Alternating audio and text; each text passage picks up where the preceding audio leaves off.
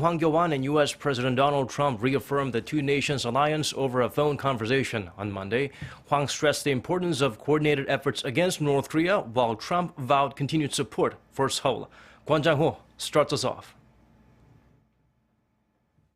For half an hour on Monday morning or Sunday evening U.S. time, the acting Korean President Hwang Kyo-ahn spoke with U.S. President Donald Trump on the phone to discuss their strategic military alliance and North Korea.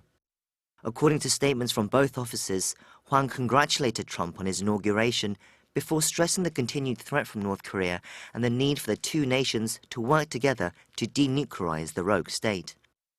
Trump said the U.S. will always be 100% behind South Korea and that the South Korea-U.S. relationship would be better than ever.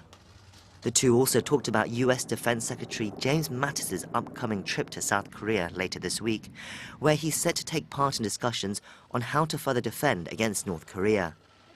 Hwang also updated Trump on Seoul's position concerning the U.S. missile defense system, THAAD, which is scheduled to be deployed on the peninsula later this year.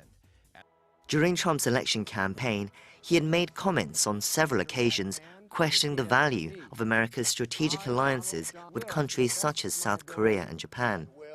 But shortly after his election win in November, he said the U.S. would remain steadfast and strong in defending against North Korea and has not repeated those previous concerns.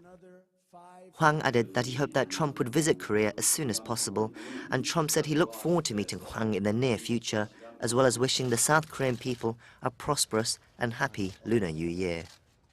Kwon Jang-ho, Arirang News.